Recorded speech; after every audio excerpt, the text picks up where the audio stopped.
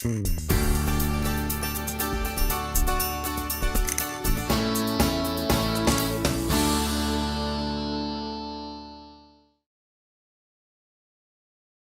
I'm Jessica Thomas, Director of Patient Education for the Neuroendocrine Tumor Research Foundation, and this is Chef Mark Allison.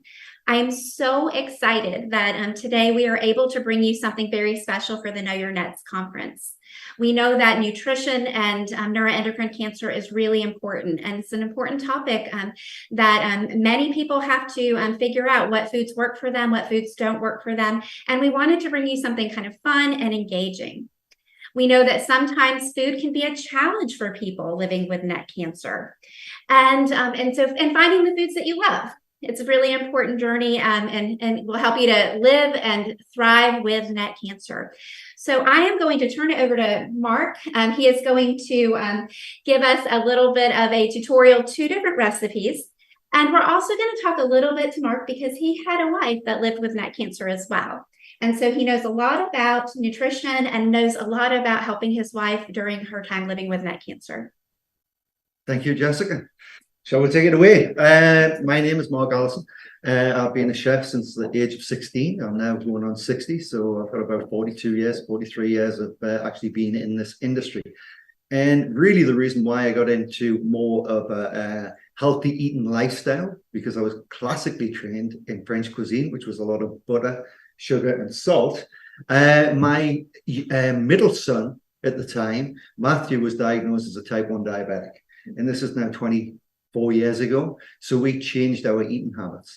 But then unfortunately in 2008, my wife was diagnosed with carcinoid syndrome and was literally given 3 years to live. There was basically no treatment for this condition she had. So we looked at the food that she was eating and we decided to put her on more of a whole foods diet. And she survived 8 years before passing away in 2015. So basically for the last 24 years, my whole emphasis on food has been to eat healthy whole foods. So I've cut out basically all processed foods from our diet. And I would say 80% of the food that we eat is what I would class as a 1 ingredient food, which this carrot is a 1 ingredient food. Same with this piece of garlic, because there's no additives, preservatives or colorants in it. It's naturally grown. So that's basically 80% of our diet, and the other 20% would be processed foods, but I look for ingredients that are less than 5 ingredients in the product. So today what we're going to do is an easy, simple carrot soup, and then I actually work for a sustainable aquaculture company, so we're going to use fish and turn that into a salad. But you can use any fish that you want. We're using Five Oceans Kampachi, but you use salmon, cod, haddock, whatever you want, or you could even make it with chicken. So this is how we're going to do this. Very good. And one thing I will mention too is that you may find that certain ingredients don't fit well for you and your neck cancer, and a lot of your experience you need to modify, find what works. Some of this recipe today has a little bit of spice or heat, but you can take that away. So please know that you can customize whatever it is and do what feels well for you. Okay, then. So what we've got, Jessica, is we're going to start with carrot soup. So for this soup, I've got some carrots, I've got some garlic, I've got some onion. Now, with any recipe, it's just a blueprint. If there's certain ingredients that you do not like or do not enjoy eating, then just substitute that with something that you do. But you want to use the same amount, okay? Then we've got some chili dressing and some coconut milk, and I've got some stock on the stove. And this is really easy to make, and it takes basically 15 minutes to make. So I've got an onion, which I've just cut in half, and we've got some garlic, and I've left the root on the onion because people ask all the time, how do I stop myself from crying when I'm cutting up an onion? Well, 2 real reasons that you cry is because you cut off the root and then you don't use a sharp knife. So if you leave the root on, that holds all the layers of the onion together, and then using a sharp knife, you do it quick, you won't cry, okay? So with our knife, a sharp knife, we're just going to hold the onion, and then we're just going to slice through the onion. And then when it gets to a small section of the onion, just top it onto the larger size, and then just chop through, okay? Then we're just going to pick up that onion, pop it into our pan, the hot stock on the stove. Our garlic, we're just going to crush down the garlic, and then that removes the peel.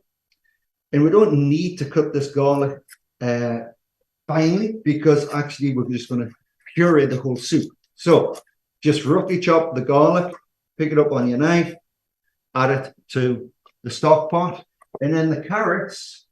Well, all I did with the carrots was basically wash the carrots. Like any fruit or vegetable, most of the nutrition is just under the skin. So why peel the carrots when all you've got to do is really wash them? And then just top and tail the carrots. And again, we're just going to add the trimmings into our compost bowl. And then we'll turn that into compost at a later date. The carrots, anything that can roll along the table, it's hard to cut. So you basically want to cut the object to the size of your palm and then make it into a flat surface. So now the carrot won't roll around the bench. Okay, so we're going to do that to all the carrots. And a question I get asked quite a lot is, and by the way, I am a chef. I am not a dietitian or a nutritionalist. I actually used to work for the Dole food company, bananas, pineapples. I was the director of culinary nutrition. So I used to work with scientists who were looking into the benefits of eating fruits and vegetables. But I am not a dietitian or a nutritionist. Okay, but I believe in the power of eating whole foods.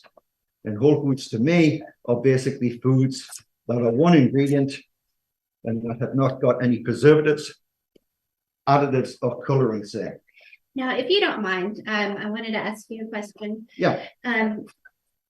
When your wife was living with neck cancer, did you make any big modifications based on symptoms? We basically took out all the processed food in our diet, and then we just concentrated on food that she enjoyed eating. Yeah, that's it. That was basically fresh and seasonal.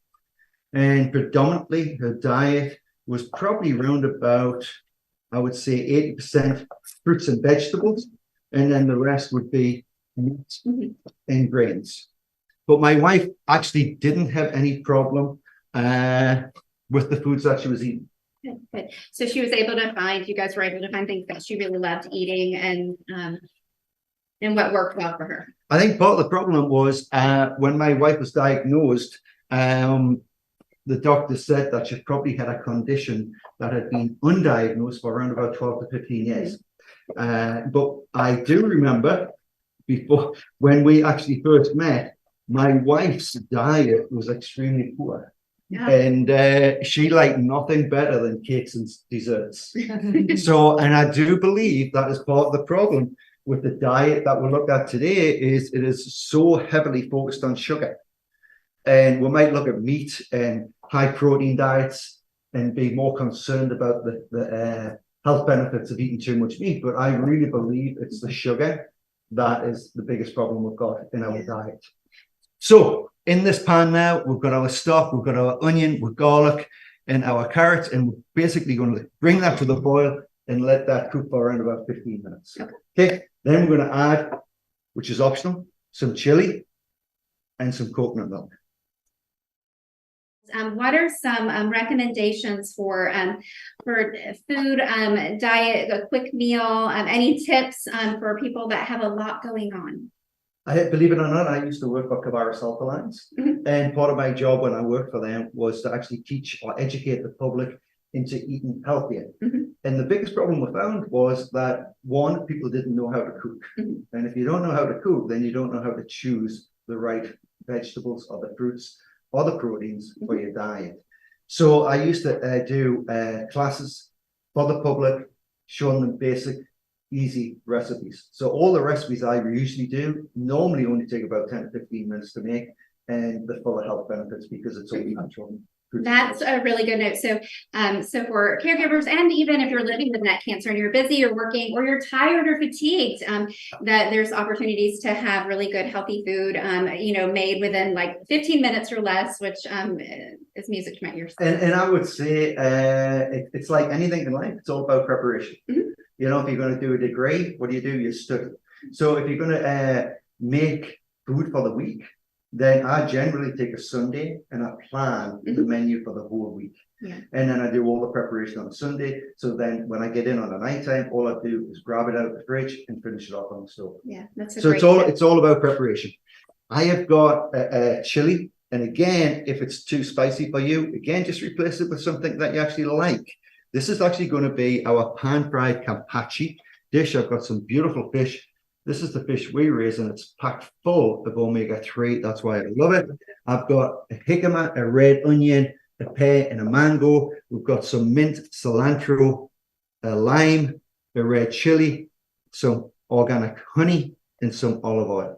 All of that is going to make our salad. Okay. So again, if something like this chili pepper doesn't work for you, then just leave it out. And know that in the conference guidebook that we have, there is recipe cards for both of these recipes, so you can practice and make on your own. To me, especially getting older, a lot of pleasures in life you become too old for. But one pleasure that will last you your entire life is eating food. So why not eat the food you like? Okay, so try and make them as healthy as you can. So we've diced up our red pepper, our chili pepper. Our lime, the little trick is, with a lime, you really need to rub the lime on the chopping board because that breaks down all the segments. Then it makes it a lot easier to squeeze out that juice. Okay, so we'll add half a lime. Make it much easier. So I'm only going to make basically one portion of everything, but I would use the whole lime. Then we've got some cilantro and we've got some mint. So we're just going to take off the stalks for the cilantro. The mint, we're just going to take off the leaves from the stalks. And I love working with fresh herbs because you can reduce the amount of sodium that you're going to actually put into the dish that you're making, because the sodium actually gives the dish flavor. But if you use herbs or spices, then you're basically reducing the sodium content of that dish. So take off the leaves of the mint. And then all we're going to do is bring all the herbs together in a bowl. And then rock our knife backwards and forwards. Smells delicious. I love fresh herbs. You know, the fragrance is absolutely amazing. And the flavor that it imparts to the dish is fabulous. So all of my dishes basically include a lot of fruits, a lot of vegetables, a lot of whole grains, lean proteins, and herbs and spices. So we're just going to roughly chop these herbs. Smell amazing. You don't want to over chop the herbs because all you're going to basically do is release all the essential oil onto the chopping board. And you can tell if you've over chopped them because your chopping board will be green. So the chopping board should still be clean. And if you've noticed, a little tip, and I used to be the Dean of Culinary Arts at Johnson Wales University for 10 years. So I've trained some of the best chefs in the country. Always work in a tidy environment. My chopping board has got a cloth underneath, so it's not moving around. I'm using a sharp knife. Everything is clean before I started, so that basically when I fill the sink up, it's just the dishes I've used in this one dish. Okay, so we've got our chili in, we've got our lime. We're going to add a little bit of honey, just as a sweetener, just a small amount. And then we've got our mint and our cilantro. That is our dressing. We're just going to mix that together, add some olive oil. And I love working with extra virgin olive oil because there's more research coming out, the effects of seed oils on our body, especially oils that are used to deep fry foods, are giving a lot of people digestive problems. Olive oil is probably the best oil you could add to your diet.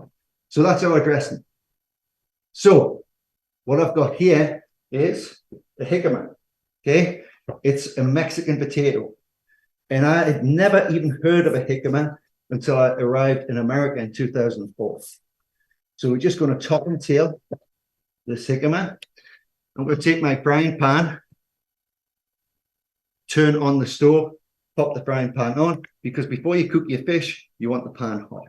Okay, so with your knife, just take off the skin. And a jicama, with it being a Mexican potato, you can actually eat this raw. You can pan fry it, you can roast it, You can turn it into mashed potato, and it's very low in sugar. So it works out absolutely beautiful. And if you eat it raw, it has the consistency and taste of a water chestnut stroke apple. All right. So jicama, where would you find jicama? Just so I know. You know what, Jessica, you can find it anywhere. Okay. I was amazed. Initially, I could only find it in Asian markets, but now Aristida, Food Line, they all have jicama. Okay. Okay, so it's that easy to buy and it's very cheap. And it makes a great substitute for basically something that you want to give a nice crunch to and a nice flavor aspect to. So again, it's round, so you want to make it basically flat. I've taken off the peel, and then basically all we're going to do is cut it into slices. Now remember, when you're cooking, and generally people just eat with a fork. So everything that you're going to chop really wants to be the size of the fork, so you can actually get it on the fork without cutting it. Okay, so we're going to stack up these slices of jicama, and again, keeping your fingers out the way, just rock that knife backwards and forwards. And if you see that knife, it's not leaving the board. So there should be no chance of cutting your finger. And then you're using this knuckle here as a guide when you're chopping or slicing through. So nice and fine. And then we've got our dressing. So we're just going to pick up the jicama, drop it into our dressing. And then I've got a red onion. And again, if an onion or red onion, which is nice and sweet, affects your stomach or your digestive system, then just change it to something that you would like. Okay, so again, the root has been left on, and we're just going to take some nice slices, but we're only taking probably about an eighth of the onion because it's strong. We don't want to overpower the other ingredients. Okay, our pan is on, it's nice and hot. We're going to add some olive oil. Our fish is out of the fridge because anything that you're going to cook that is a protein wants to be room temperature. Otherwise, it takes longer to cook. That's good to know. Especially steaks. And fish, people are worried about fish because they think they're going to either overcook it or it's going to be undercooked. Basically, this fish will take around about 4 minutes. Okay, we're going to pop it into the frying pan. You hear that sizzle, you know the pan is hot enough. Okay, because you want to actually coat the fish with a coating and seal the fish so that it remains perfect as it cooks through it. So it evenly cooks through it. Our soup is boiling away. Our fish is on the stove. We've got our salad halfway through. I've got a beautiful pear. And again, if you don't like pears, use an apple or use an orange. And again, we're just going to slice through this pear, nice and thin. Oh, no, one thing I wanted to share is if you were wanting to get a little bit more information on nutrition and neuroendocrine cancer, please go to www.netrf.org and go to our Net Knowledge Center. We also have a neuroendocrine patient guide that has some information as well. And I just wanted to share, you have resources and we'll continue on. I just wanted to make sure we shared that. We've got our pear, we've got a mango. Okay, so again, you just need to take off the top and bottom and then turn it on its side so it's now flat. And then just take your knife and just take off that skin. You can actually use a peeler to do this. Now I'm just going to use a knife. And remember, the best investment in your kitchen, especially for a chef, is having a sharp knife.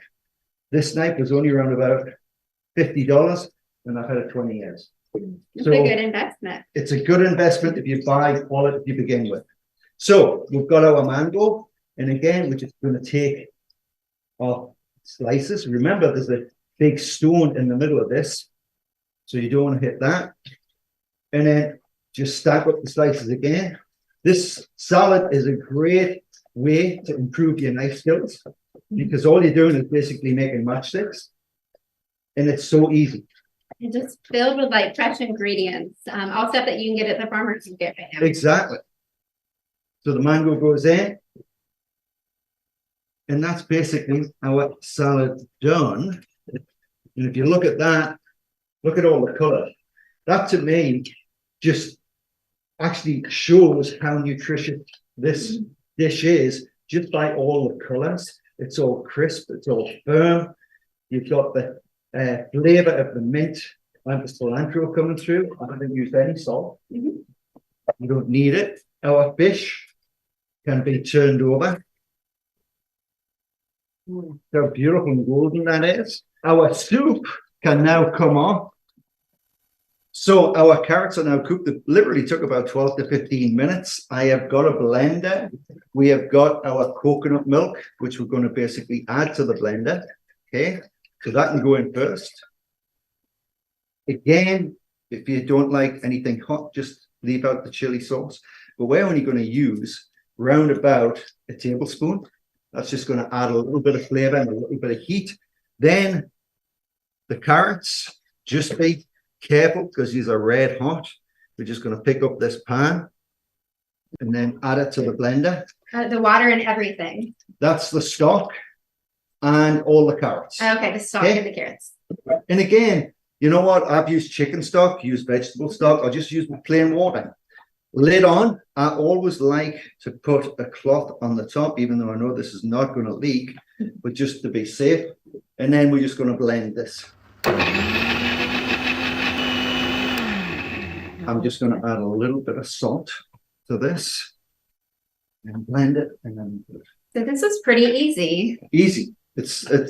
I think that's why I've named it Easy Peasy Soup.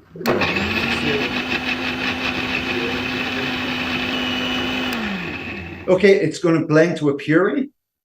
Remember, this is red hot. Okay, so just be careful. Then we're going to pour it into our bowl, and then we're going to serve our salad as well.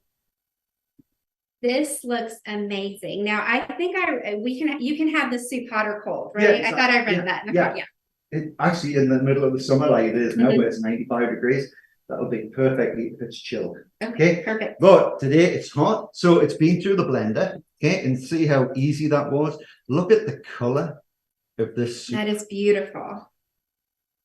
And then it is red hot. Okay. But there's a spoon if you want to give that a try. Ooh. Our fish is basically Really? cooked. Yeah, give it a try. It is really good. It is. It's easy to make, but that coconut milk really enhances the flavor of the carrots. Yeah, not spicy one bit. Very, very nice and beautiful and easy. And then for our salad, that literally took 10 minutes to make. And all we're going to do is take some of the salad, place it in the middle of our bowl. Fish is perfectly cooked, and that fish basically just took round about, what, 5 minutes? We'll add a little bit of mint, and there's your finished dish. Wow.